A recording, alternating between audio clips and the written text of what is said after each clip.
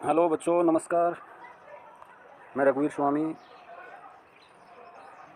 मेरे इस चैनल में आप सभी का स्वागत है। आज हम क्लास 5 की ईवीएस चैप्टर फर्स्ट अंडरस्टैंडिंग अवर रिलेशंस के बारे में अध्ययन करेंगे। तो सभी बच्चे ध्यानपूर्वक सुनेंगे और मैं जैसे जैसे आप रीडिंग करूंगा मेरे साथ आप भी रीडिंग करेंगे, क्योंकि आप सभी बच्चों का रीडिंग स्किल सबसे कमज़ोर है और मैं चाहता हूं कि सभी बच्चों का रीडिंग स्किल अच्छा हो, ताकि आने वाले समय में आपको समस्या का सामना ना करना पड़े। तो चलो स्टार्ट करते हैं। अंडरस्टैंडिंग आवर रिलेशंस, रिश्तों की समझ। अंडरस्टैंडिंग आवर रिलेशंस मीन्स रिश्तों की समझ। तो चलो स्टार्ट करते हैं। Understanding our relations. Understanding our relations का मतलब होता है रिश्तों की समझ। अब आगे देखो, मेरे साथ साथ आप भी रीडिंग करते जाना। और Sanjana and Salma study together in school. Sanjana और सलमा एक विद्यालय में साथ साथ पढ़ती हैं। वन डे, एक दिन, संजना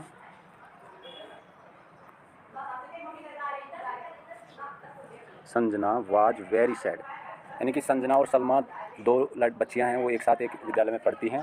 और एक दिन Sanjana was very sad, Sanjana बहुत ही दुखी थी। ये आप पहले भी पढ़ चुके हैं चैप्टर, और मैं आपसे फिर से थोड़ा सा इसको रिवाइज करा देता हूँ ताकि आपको अच्छे से याद हो जाए। Salma asked her, Salma asked her का मतलब सलमा ने उससे पूछा, why are you so sad, तुम इतनी दुखी क्यों हो। टुडे, टुडे यानी आज। देखो ये नीचे जो रेड लाइन चल रही है, जो मैं वर्ड बोलता हूँ उस रेड लाइन के नीचे, वर्ड के नीचे रेड लाइन आ जाएगी। जैसे देखो, Sanjana sad my mother is not feeling well. यानी संजना ने क्या कहा, संजना सैड, संजना ने कहा कि मेरी माँ है वो बहुत बीमार है, बुखार है उनको, जो भी समस्या है। Salma said don't worry, Salma ने क्या कहा, आप चिंता मत करो। इन द इंटरवेल, इंटरवेल में, we will talk in detail about this matter. यानी आप चिंता मत करो संजना। मैं संजना को सलमा ने कहा कि आप चिंता मत करो, हम इंटरवेल में इसके बारे में विस्तृत से जानकारी लेंगे या बातचीत करेंगे। Your mother will get well, your mother,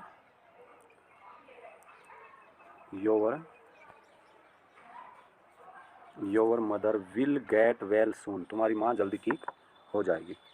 अब आगे देखो, इन द इंटरवेल, इंटरवेल जैसे इंटरवेल होती है, सलमा और संजना दोनों बातें करती हैं। वो क्या करती हैं देखो, सलमा सलमा कहती है, yes Sanjana, now tell me अब what happened to your mother. कि हाँ संजना, आप बताओ तुम्हारी माँ को क्या हुआ, तुम्हारी माँ की क्या समस्या है। तो संजना कहती है, my mother is suffering from fever scenes yesterday. मेरे साथ साथ आप भी बोलें ताकि आपका जो रीडिंग स्किल है वो अच्छी बने, वर्ड पावर मजबूत हो जाए। मैं चाहता ये हूँ कि आप मेरे साथ साथ रीडिंग करें। अच्छा, तो my mother is suffering from fever scenes yesterday, यानी मेरी माँ है जो कल से बुखार से पीड़ित है। सलमा क्या कहती है, have you taken her to a doctor, क्या तुमने डॉक्टर को दिखाया। संजना कहती है, yes the doctor has given her medicine, doctor ने उन्हें क्या दिया है, मेडिसिन दिया है।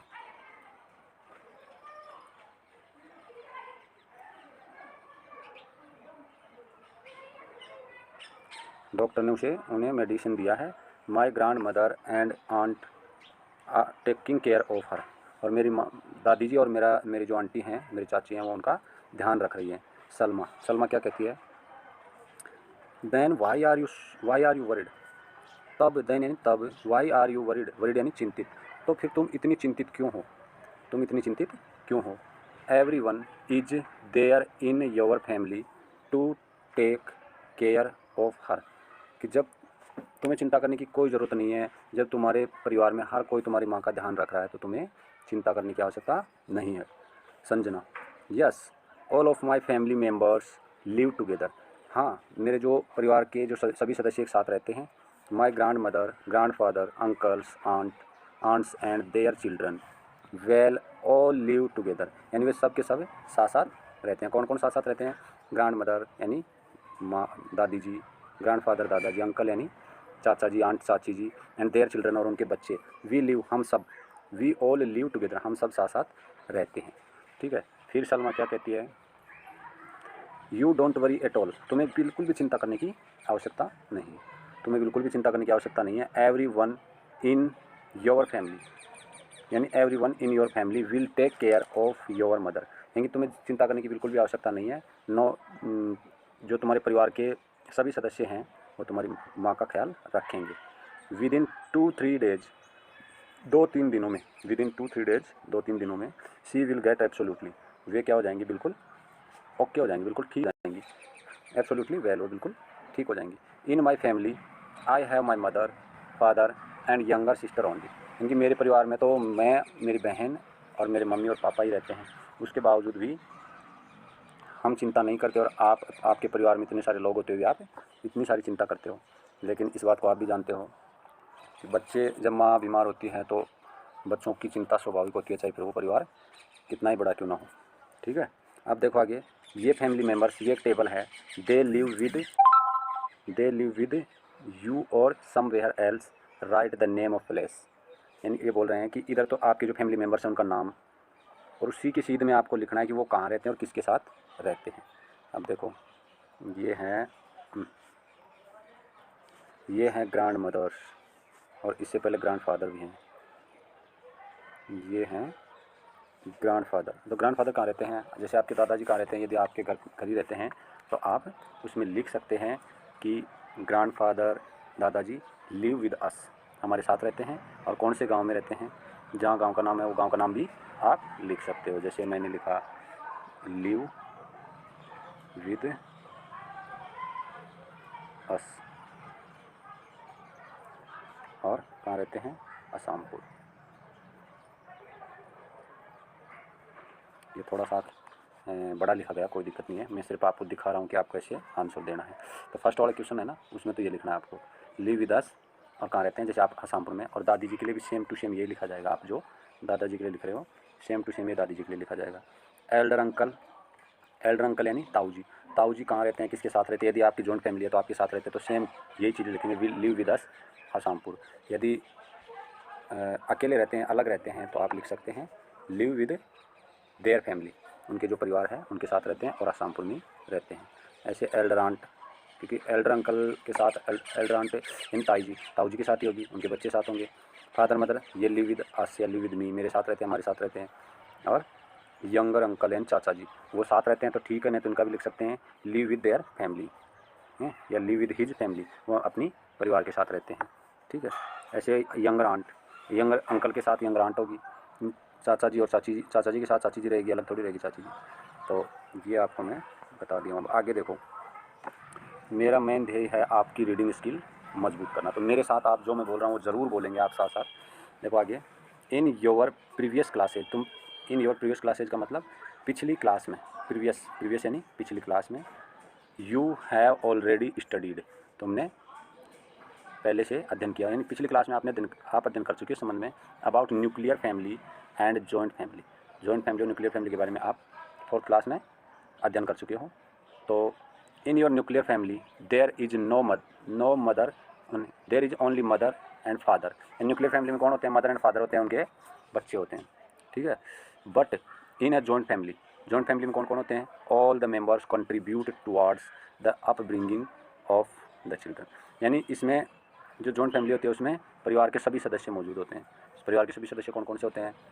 जैसे दादाजी हैं, दादी जी हैं, अंकल है, आंट हैं, हो सकता है कोई बुआ जी का बेटा हो, या और कोई भी हो सकता है परिवार के सदस्य के रूप में। तो वो आपकी कौन सी फैमिली हुई? Joint family. तो ये चीज़ें आपको थोड़ा ध्यान होना चाहिए। अब देखो आगे क्या देखते हैं, explorer and write down answer the following, यानी अपने को इसका ये कुछ सम क्वेश्चंस हैं जिसको अपने पढ़ेंगे, इसके आंसर देंगे।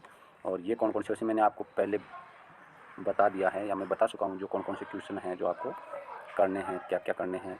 अब ये क्वेश्चन नंबर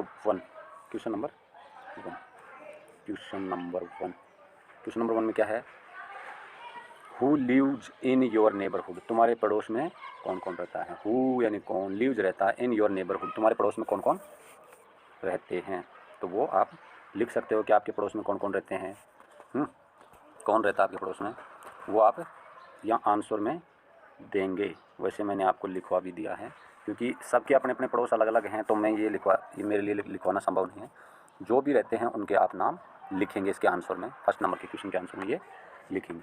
नंबर 2 का जो क्वेश्चन है, 2 नंबर का क्वेश्चन क्या है, कौन सा है 2 नंबर का, 1 मिनट, ये है 2 नंबर का क्वेश्चन। ये 2 नंबर का क्वेश्चन में क्या है, हाउ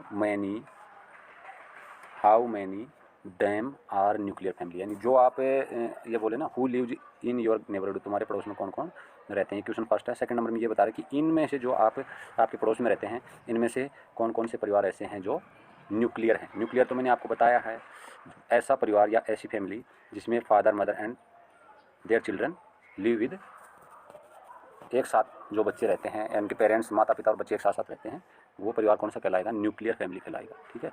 अब थर्ड नंबर का क्वेश्चन क्या है, ये नंबर 3 का क्वेश्चन है, और इस 3 नंबर के क्वेश्चन में who are the members in these families, यानी उन परिवारों में, हु यानी कौन, मेंबर्स सदस्य, दीज फैमिलीज उन परिवार में कौन सदस्य हैं, how do they divide the work among them, यानी उन परिवार में जो ये न्यूक्लियर फैमिली है, इस परिवार में कितने सदस्य हैं और वो उनका जो कार्य का बंटवारा है, क्योंकि घर में आप सबका अपना अपना कार्य काम का बंटवारा होता है। जैसे माँ मम्मी होती है, क्या करती है, कपड़े धोती हैं या फिर अपने खाना बना के देती है, घर का साफ़ सफाई का काम करती है।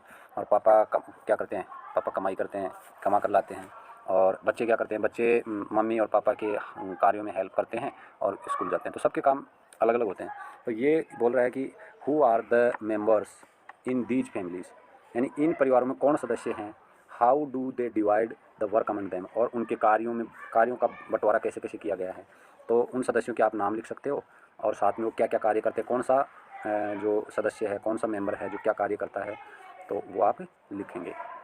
वैसे मैंने आपको बता दिया है, फिर भी आपको समस्या है, लिखने में दिक्कत आए तो मेरे से पूछ सकते हैं। वैसे इसके आंसर है जो मैं अलग से एक वीडियो की इसकी क्वेश्चन आंसर के लिए अपना अलग से एक वीडियो बना के और आपका सॉल्यूशन करेंगे। एक बार ये चैप्टर कंप्लीट कर लेते हैं। जो भी क्वेश्चन अलग से क्वेश्चन का और उनके आंसर साथ साथ में आपको समझाने के लिए अलग से वीडियो बनाकर लेकर आऊँगा मैं आपके लिए।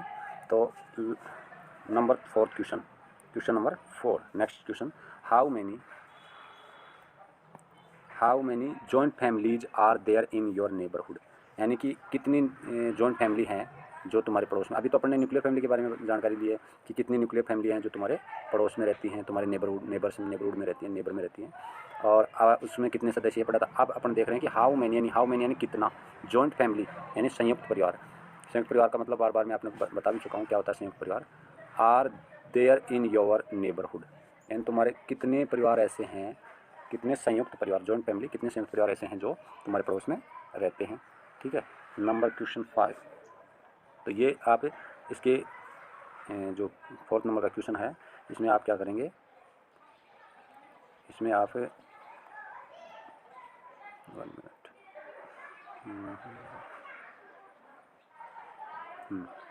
इसमें आप क्या करेंगे, नंबर लिखेंगे, how many family joint family are there, and कितने आंसर में लिखेंगे आप, 4 है या 5 है या 3 हैं, जितने भी हैं। जैसे किसी के पास से अगल बगल में ना, वैसे जॉइंट फैमिली बहुत कम मिलती हैं आजकल। मान लीजिए किसी के पड़ोस में मान लीजिए 2 फैमिली हैं जॉइंट फैमिली, मान लीजिए किसी के 2 फैमिली है, किसी के पड़ोस में 4 भी हो सकती है, किसी के नहीं भी हो सकती, नहीं होती तो आप 0 लिख सकते हैं। ठीक है। और न्यूक्लियर फैमिलीज तो आपके हमारे सभी के परिवार पड़ोस में होंगी, तो वो आप लिखेंगे इसमें। अगला क्वेश्चन देखो, next question, if Sanjana's family had been a nuclear family then who would have taken care of her mother. ये बोल रहा है कि यदि संजना का परिवार कैसा होता, न्यूक्लियर फैमिली होता, क्योंकि तो जॉइंट फैमिली में रहती थी संजना, इसलिए उसकी माँ का ध्यान उसकी दादी और उसकी चाची रख रही थी। यदि वो अलग होते, यानी उनकी न्यूक्लियर फैमिली होती, उनका परिवार संयुक्त परिवार ना होकर एकल परिवार होता, तो संजना की माँ का ध्यान कौन रखता। तो संजना की माँ का ध्यान रखता कौन, या तो उसका फादर रखता, फादर छुट्टी करता, या संजना अपने स्कूल नहीं आती और उस हिसाब से संजना और उसके पापा वो ध्यान रखते हैं उसके। आज के लिए इस वीडियो बहुत ज़्यादा लंबा हो जाएगा, तो आज के लिए इतना ही काफ़ी। कल अपन इसके आगे का अध्ययन करेंगे। और मैं सभी बच्चों से निवेदन करूँगा, सभी बच्चों से कहना चाह रहा हूँ और सभी बच्चों को सजेशन देना चाह रहा हूँ कि सब के सब जो मैंने पढ़ाया उसको चाहे 1 बार, चाहे 2 बार, 4 बार, जितनी बार आप रिपीट करेंगे, मेरे साथ पढ़ेंगे, तो ये वर्ड पावर आपके माइंड में बैठेगा। धीरे धीरे आप बुक पढ़ना सीख जाएंगे और इंग्लिश के एक दिन बहुत बड़े मास्टर बन जाएंगे। ये मेरा अनुभव है। मैंने मेरे खुद के बच्चे को पढ़ाया है और वो पहले हिंदी मीडियम में था और बाद में इंग्लिश मीडियम में उस बच्चे को 4th से 5th क्लास में आया था, तब आज वो इंग्लिश बोल लेता है, कोई दिक्कत ही नहीं है। लेकिन इसके लिए ज़रूरी है कि आपको ज़्यादा से ज़्यादा इंग्लिश रीडिंग करना ज़रूरी है और उसका एक बार रीडिंग अच्छे से हो जाए उसके बाद मैं आपको साथ साथ और अच्छे से अर्थ समझा दूँगा। और तब तक के लिए बाय बाय। और मैं बोलना चाहूँगा कि अब जो मेरा वीडियो है उसको लाइक और सब्सक्राइब करना, बेल आइकन को ज़रूर प्रेस करना ताकि आगे आने वाली वीडियो आपको नोटिफिकेशन मिल सके। तब तक के लिए धन्यवाद।